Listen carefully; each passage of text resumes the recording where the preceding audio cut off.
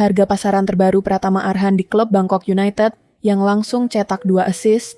Apakah ada kenaikan harga pasaran Pratama Arhan usai dirinya tampil gacor? Patrick Kluivert bahagia, pemain termahal timnas Indonesia sepanjang sejarah makin eksis di Liga Eropa, kata pelatih Iran usai hajar timnas U20 Indonesia 3-0. Dua striker diaspora, anyar asal Australia, gabung TC timnas U17 Indonesia, Matthew Baker, kembali ke timnas U17 Indonesia yang justru bikin Nova Arianto punya PR sebelum Piala Asia U17 2025.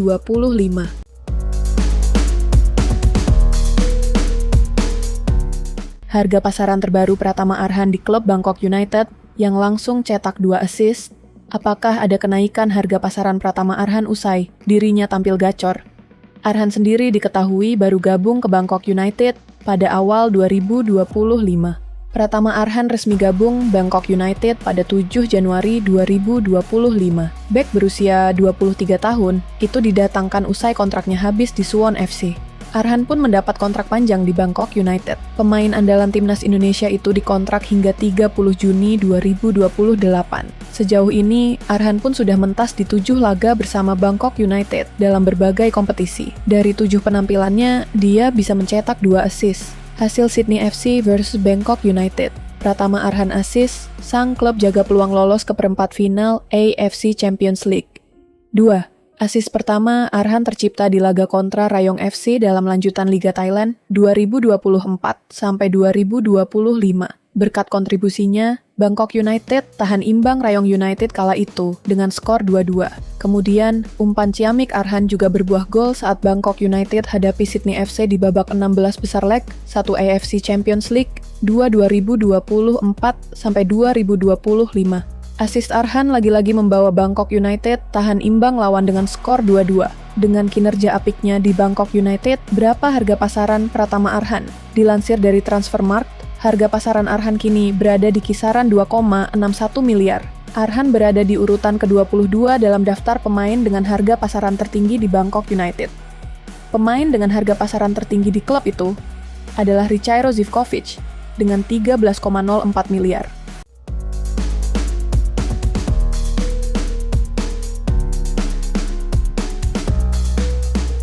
Patrick Kluivert bahagia, pemain termahal timnas Indonesia sepanjang sejarah makin eksis di Liga Eropa 2024 sampai 2025.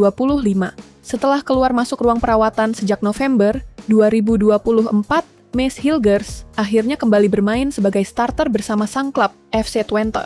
Momen itu tersaji saat FC Twente menjamu klub asal Norwegia, Bodo Glimt di leg I playoff 16 besar Liga Eropa 2024 sampai 2025, Jumat 14 Februari 2025, dini hari WIB. Mentas sebagai bek tengah dalam pola 4-3-3, Mads Hilgers mendapatkan nilai 6,4 dari laman statistik Hoscoret.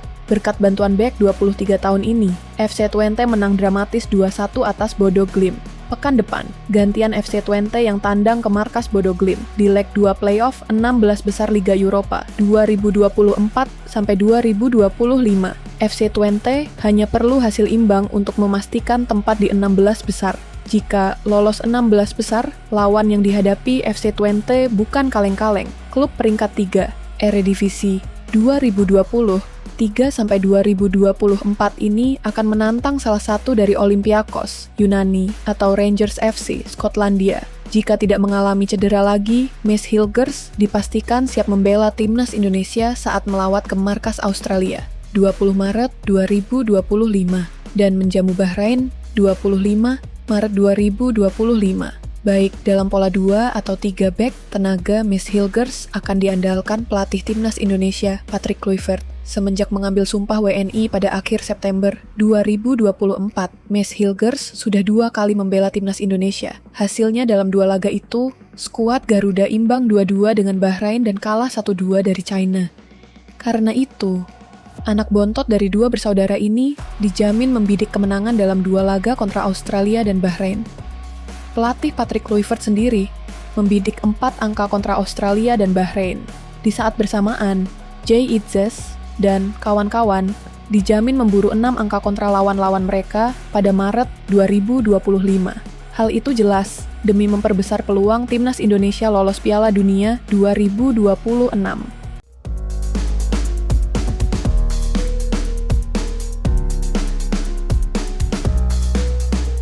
Kata pelatih Iran usai hajar timnas U20 Indonesia 3-0. Pelatih Iran, Hossein Abdi, mengaku belum puas meski timnya meraih kemenangan 3-0 atas timnas U20 Indonesia. Sebagai informasi, duel timnas U20 Indonesia versus Iran digelar pada Kamis, 13 Februari 2025. Laga tersebut terlaksana di Shenzhen Youth Football Training Base, Central Stadium, Shenzhen, China. Ini merupakan match day pertama Grup C Piala Asia U20 2025. Pada kesempatan tersebut, Iran sudah unggul ketika pertandingan baru berjalan 5 menit. Iran sukses menghajar timnas U20 Indonesia dengan skor 3-0. Meski begitu, Hossein Abdi mengaku masih belum puas dengan permainan anak asuhnya. Menurutnya, Iran harusnya mencetak lebih banyak gol pada babak pertama. Kami seharusnya bisa mencetak lebih banyak gol di babak pertama. Tetapi di babak kedua ada peningkatan, kata Hossein Abdi. Lebih lanjut, Hossein Abdi meminta anak asuhnya untuk langsung fokus ke laga selanjutnya. Iran akan bertemu Yaman pada matchday kedua Grup C Piala Asia U20 2025. Duel ini nantinya terlaksana pada 16 Februari 2025.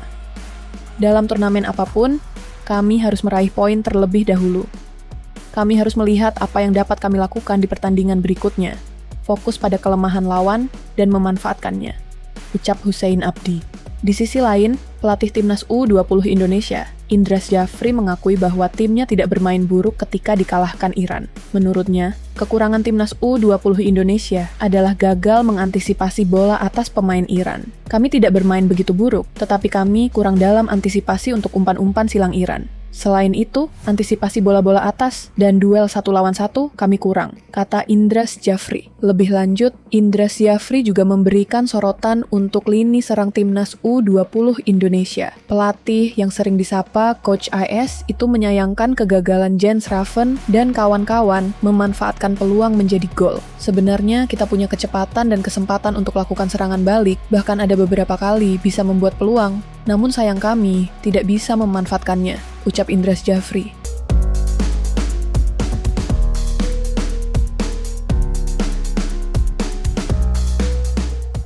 Dua striker diaspora, anyar asal Australia, gabung TC Timnas U17 Indonesia. Dua striker diaspora asal Australia, Jamie Gani dan Alamar Wijaya, gabung TC Timnas U17 Indonesia di Yogyakarta. Skuad Timnas U17 Indonesia terus mengasah kemampuan di pemusatan latihan TC Yogyakarta sebagai persiapan Piala Asia U17 2025.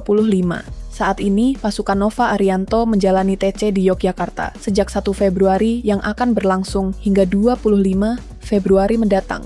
Persiapan sudah kita mulai sejak tanggal 1 Februari. Sejak tanggal 1 Februari, kita sudah mulai persiapan kami di TC tahap kedua setelah tahap pertama kita lakukan di Bandung, kata Nova Arianto. Selanjutnya, kita tahap kedua dilakukan di Yogya. Fokus kami di Yogya ini fokus ke peningkatan fisik dasar pemain, termasuk meningkatkan massa otot pemain, karena kita melihat bagaimana kita satu grup dengan Korea, Afghanistan, sama Yaman. Di TC Yogyakarta, Nova Arianto juga mengonfirmasi dua pemain diaspora berposisi striker dari Australia telah bergabung ke timnas U17 Indonesia. Mereka adalah Alamar Nehal Wijaya dan Jamie Gani. Alamar merupakan pemain di klub Gold Coast United, sedangkan Jamie Gani adalah pemain Raya Delmere Lions. Nova Arianto juga memastikan kedua pemain sudah memiliki paspor Indonesia. Ia masih melihat bagaimana kedua pemain ini bisa berkontribusi untuk timnas U17 Indonesia. Ya, kita masih lihat. Sekali lagi, saya memberikan kesempatan kepada semua pemain Indonesia yang mempunyai paspor Indonesia, atau pemain yang ada di Indonesia, atau pemain yang berlatih di luar, kata Nova. Saya mau lihat mereka diuji, coba apakah mereka bisa bantu kita nanti. Tambahnya, untuk menjajal kemampuan seluruh pemain, Timnas U17 Indonesia juga menyiapkan uji coba sebanyak 3 kali di Yogyakarta.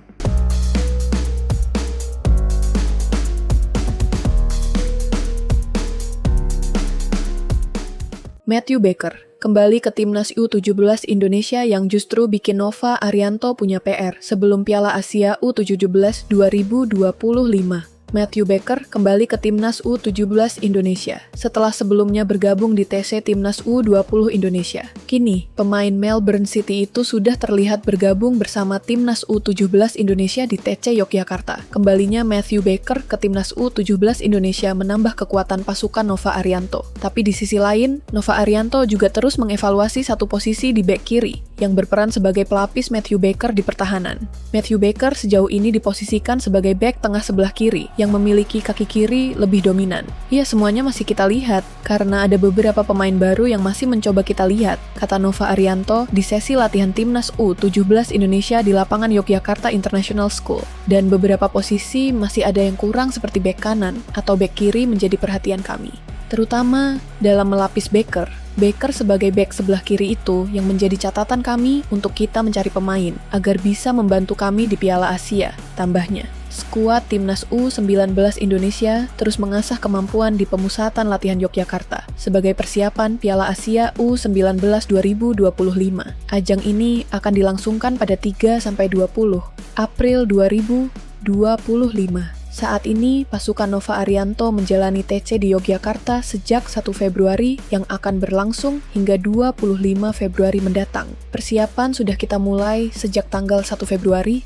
Sejak tanggal 1 Februari, kita sudah mulai persiapan kami di TC tahap kedua setelah tahap pertama kita lakukan di Bandung, kata Nova Arianto.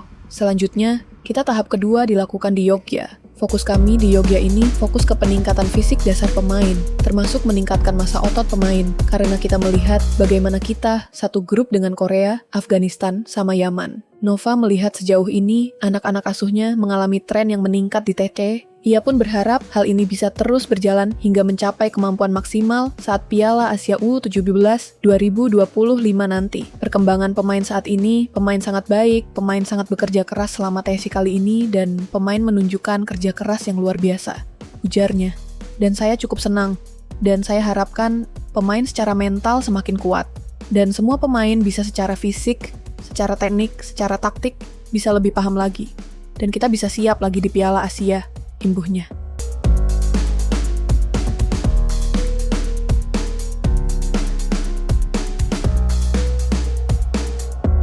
Apakah Patrick Kluivert panggil Egy Maulana Fikri dan Ricky Kambuaya untuk laga Timnas Indonesia versus Australia serta Bahrain?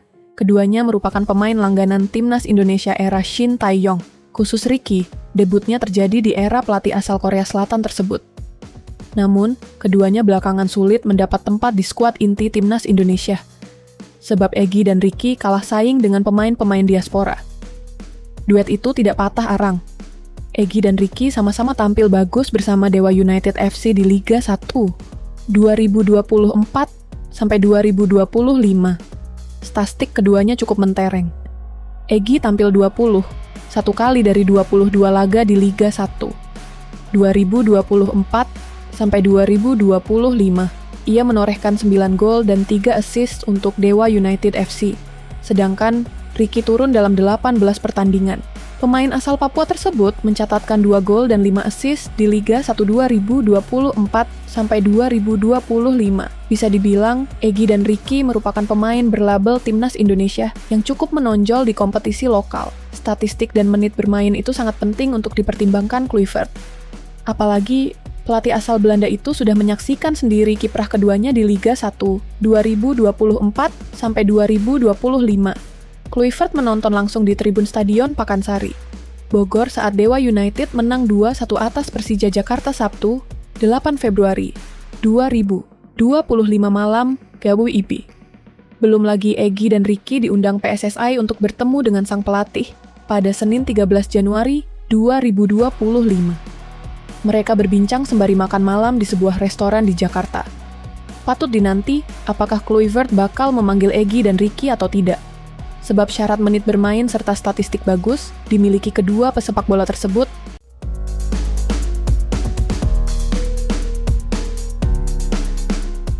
Intip proses pembuatan jersey Timnas Indonesia di pabrik Erspo. Dalam memproduksi jersey Timnas Indonesia dan segala macam merchandise skuad Garuda, Erspo menggandeng salah satu rekan kerjanya, yakni PT Greentex. Kolaborasi Erspo dan PT Greentex dalam hal produksi beragam atribut Timnas Indonesia dilakukan di pabriknya yang terletak di kawasan Banjaran, Kabupaten Bandung, Jawa Barat. Nah, bolasport.com berkesempatan langsung untuk melihat langsung produksi merchandise skuad Garuda, termasuk jersey timnas Indonesia bikinan Erspo. Erspo menyatakan komitmennya dalam menyiapkan kebutuhan para penggemar timnas Indonesia terhadap produknya. Bahkan, Erspo turut bekerja sama dengan beberapa pabrik rekanan lainnya untuk menyediakan stok jersey timnas Indonesia dan segala macam merchandise skuad Garuda. Hal itu disampaikan langsung oleh Muhammad Sadat selaku Chief Executive Officer, CEO Erspo. PT Greentex selaku rekanan Erspo dalam memproduksi jersey timnas Indonesia pun menjelaskan kisaran target dalam jumlah pembuatannya. Rencananya PT Greentex akan membuat 400.000 lebih segala merchandise timnas Indonesia bersama Erspo. Selain itu, PT Greentex juga sedikit memberikan gambaran capaian pabriknya dalam memproduksi perharinya. Hal tersebut disampaikan oleh Abigail Rahman sebagai Factory Manager PT Greentex. Jadi, sejauh ini untuk fokus yang saya terima saat ini ada 400.000 item untuk memproduksi brand Erspo ini, yang mana mulai dari jersey player issue, jersey replika, jersey supporter version, jersey training, jaket, ucap Abigail Rahman, itu kami akan produksi yang mana untuk pertama itu saat yang launching di tanggal 14 dan juga 17 Februari. Kita akan produksi. Kami bisa produksi mencapai 850 item per satu harinya untuk jersey yang player issue dan juga replika ya. Karena proses produksinya sama, cuman bedanya adalah kualitas bahan. Terus, kalau untuk jersey supporter version yang simple, itu kita bisa mencapai 1,500 per harinya. Sambungnya. Lebih lanjut, Erspo menyatakan kesungguhannya dalam kualitas produksi jersey timnas Indonesia dan beragam merchandise skuad Garuda.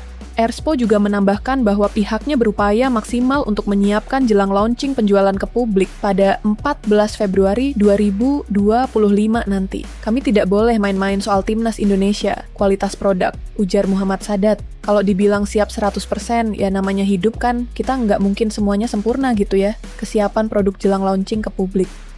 Jadi pasti kami siapkan semaksimal mungkin. Cuman memang untuk stok parsial akan terus ada, pungkasnya.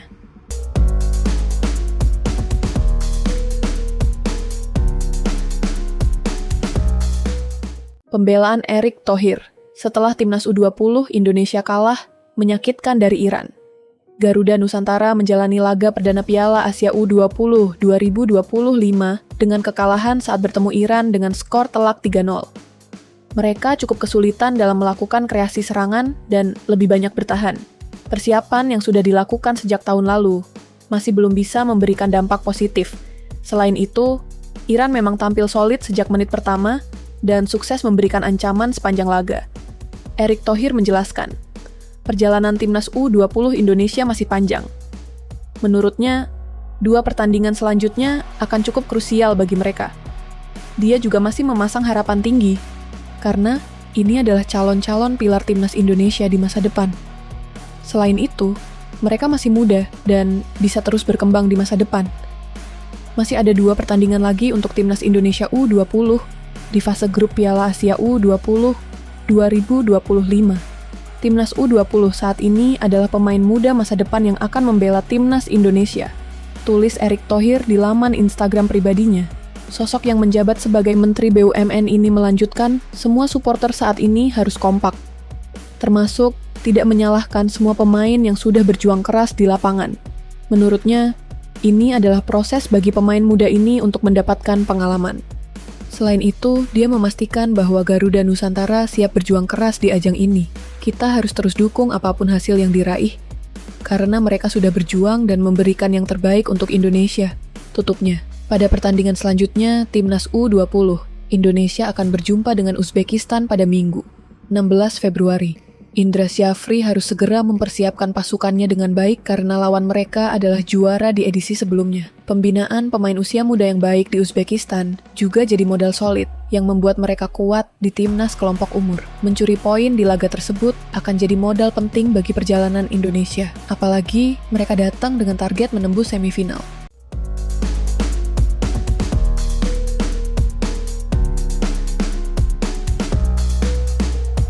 Kisah Jo Isuk, pemain keturunan Indonesia yang kabur saat pengambilan sumpah WNI kini bernasib miris. Kisah Jo Isuk yang dulu sempat gagal dinaturalisasi Indonesia, kini justru mengalami nasib buruk.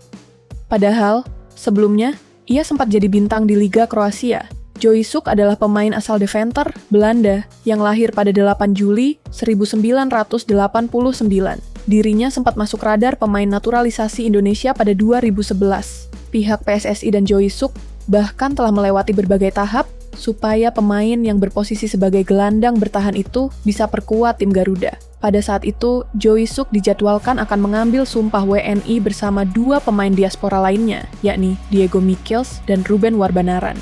Kabur saat pengambilan sumpah WNI. Sayangnya ketika tinggal menjalani sumpah menjadi warga negara Indonesia, WNI, Joey Soek malah tidak menghadiri agenda penting tersebut yang membuatnya tidak jadi memegang paspor Indonesia. Padahal, kala itu, pemain keturunan ini sempat diharapkan bisa memperkuat timnas Indonesia. Skuad Garuda akan berlaga di SEA Games 2011. Salah satu penyebab mengapa pemain asal Belanda itu enggan untuk melanjutkan proses naturalisasi diduga berkaitan dengan kisruh yang tengah memanas di kubu PSSI. Setelah gagal menyandang predikat WNI, Joey Soek sempat bergonta-ganti klub. Dimulai dengan membela Go Ahead Eagles, Beerschot AC, Enak Breda, hingga ke Liga Kroasia HNK Gorica. Bersama HNK Gorica, Joey Soek sempat tampil menjanjikan, dan bahkan menjadi pemain kunci selama kurang lebih 5 tahun. Bahkan ia sukses mendapat penghargaan berupa jersey nomor punggung 100 untuk merayakan 100 pertandingannya bersama klub tersebut. Namun setelah itu, karirnya mulai menurun, dan sempat tampil membela Karmiotissa di Cyprus League selama 1 musim. Tepatnya, hal itu terjadi dari 2023 hingga 2024. Terhitung sejak 13 Februari 2024, pemain ini telah berstatus menganggur karena tanpa klub. Padahal, dirinya sempat punya rekam jejak yang mentereng di masa lalu. Bersama dengan Karmiotissa, Joey tercatat telah menjalankan total 21 laga dan mencatatkan 2 gol. Usianya yang sudah menginjak kepala 3 tentu membuatnya tidak lagi diperhitungkan di benua biru. Hingga saat ini, belum diketahui secara pasti kabar dari pemain yang gagal jadi WNI tersebut. Jika dilihat dari unggahannya di media sosial, Joey Soek memang tampak lebih banyak menghabiskan waktunya bersama keluarga.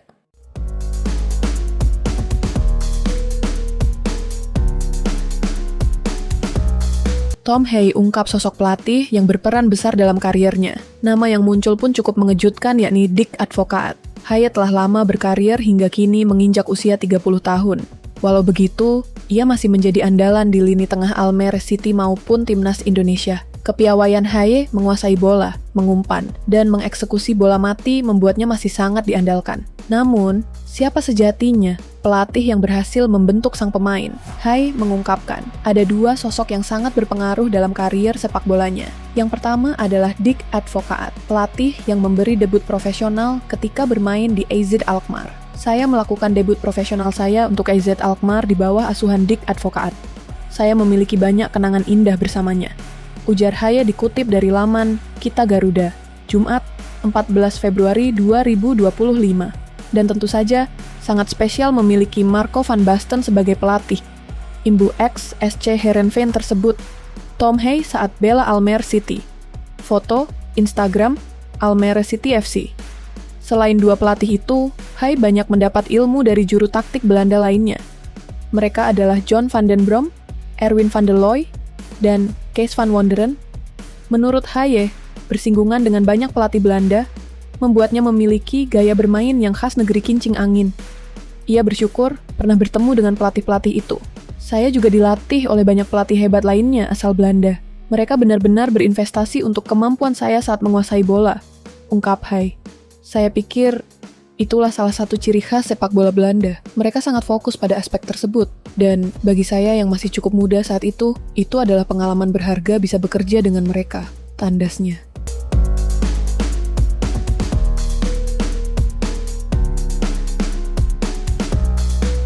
Ex-pelatih timnas Indonesia berharap Ole Romeni jadi solusi lini depan skuad Garuda. Ex-pelatih timnas Indonesia Rahmat Darmawan menyebut bahwa Ole Romeni dapat jadi jawaban atas masalah lini depan skuad Garuda yang sedang seret gol. Ole Romeni resmi menjadi WNI usai menjalani sumpah pewarganegaraan pada 8 Februari 2025 di London, Inggris. Dalam waktu dekat, pemain 24 tahun tersebut diharapkan bisa segera mencatat debut di skuad Garuda. Berdasarkan jadwal terdekat, Timnas Indonesia bakal bertanding di markas Australia di lanjutan ronde ketiga kualifikasi Piala Dunia 2026. Laga tersebut bakal digelar pada 20 Maret 2025 di Sydney Football Stadium. Untuk striker saya berharap pada Ole Romeni, ujar Rahmat Darmawan dikutip dari YouTube Arya Sinulinga. Sebab masalah kita itu tidak punya striker komplit di dalam strategi. Sebelumnya, kita lebih banyak defense lalu counter. Lanjutnya, pelatih Timnas Indonesia periode 2013 tersebut menyebut bahwa skuad Garuda butuh jasa Ole Romeni. Pasalnya, Timnas Indonesia butuh penyerang yang komplit dalam semua prosesi serangan. Seorang penyerang harus bisa menjadi seorang sosok yang berhasil memaksimalkan bola dari rekan setimnya. Selain itu, seorang penyerang punya kemampuan individual spesial saat menggiring bola. Striker itu pemain yang paling tidak mudah karena tidak punya ruang yang lebar karena dilapisi 2 bek tengah lawan. Ada juga pemain nomor 6 dari lawan, ujar Rahmat Darmawan. Oleh karena itu, butuh striker komplit sebagai target man atau pemain yang punya kemampuan individu dalam eksekusi bola, ujarnya. Di satu sisi, Rahmat berpesan agar Timnas Indonesia tidak terpaku ada sosok Ole Romeni. Ia berharap Patrick Kluivert juga menyiapkan pelapis penyerang murni agar lini depan Timnas Indonesia bisa tajam. Selama era Shin Tae-yong, di luar nama Rafael Struijk, ada nama Ragnar Orat Mangoen sebagai pilihan utama di lini depan. Selain 2 nama tersebut, ada Hoki Caraka dan Ramadan Sananta. Namun, diharapkan para pemain harus segera perform saat dibutuhkan oleh tim. Kehadiran Ole Romeni adalah jawaban, tapi kita harus siapkan pemain lain di posisi itu. Antara Struijk atau Ramadan Sananta, ucapnya. Timnas Indonesia tinggal menyisakan 4 laga di ronde ketiga kualifikasi Piala Dunia 2026. Selain Australia, Timnas Indonesia bakal menghadapi Bahrain pada 25 Maret 2025. 2 laga sisa Timnas Indonesia di ronde ketiga digelar pada Juni 2025. Kala itu, skuad Garuda bakal menantang Cina dan Jepang.